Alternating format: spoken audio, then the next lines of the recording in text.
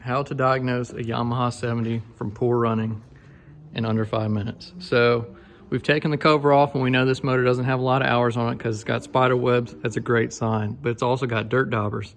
Dirt daubers means that it had time for dirt daubers to move in and the spiders to actually come in and eat the dirt daubers. That's how you know it's got really low hours. So it's running not right. You don't know if it's misfiring, so let's start with that.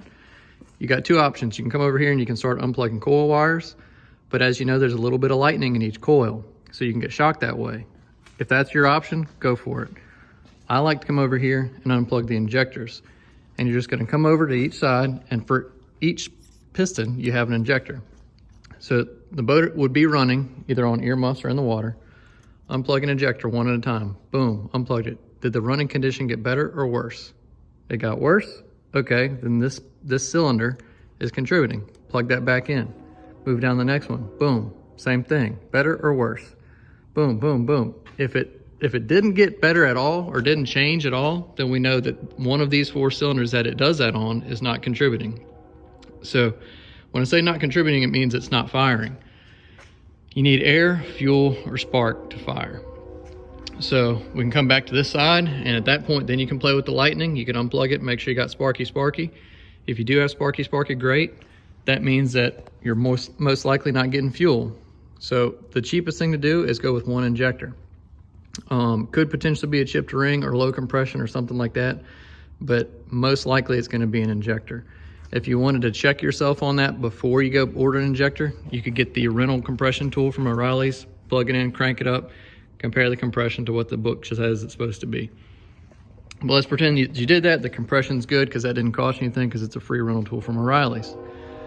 And let's say that you unplugged all this and every cylinder was contributing. It made a difference every time you unplugged each one and plugged it back in. So we know that all four cylinders are firing, but you just don't have all the power. You got this lift pump here, and all this lift pump does is pull fuel from the tank. A lot of times these little diaphragms in here, they crack, they dry out, whatever happens, they stop pumping. So I like to disconnect the supply line. So this is going from the tank to the high pressure fuel pump. Disconnect this guy right here, crank it a few times, and it should squirt, around yay. That's a technical measurement. I will pause right here for a brief moment while you look at that to make sure and take a measurement. If it's only squirting like right out of here, if it's just kind of trickling, that's not good enough. Go ahead and order yourself either the rebuild or the replacement pump for this.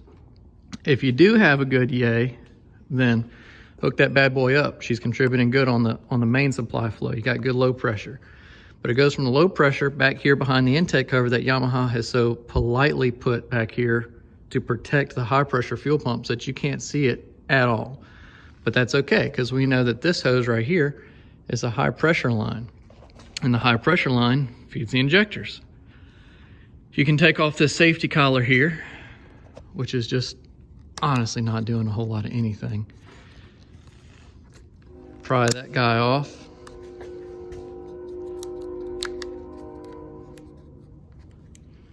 And it's going to expose the little collar right there. You're going to push this blue collar up, and the whole fuel line is going to come right off.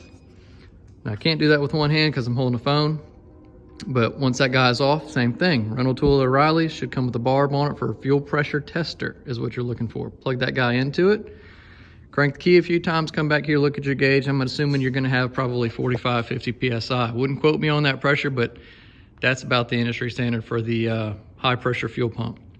If you've got something mediocre, 15, 20 PSI, something like that, that's gonna be your problem. Go ahead and order yourself an intake gasket kit, bust the intake off of it.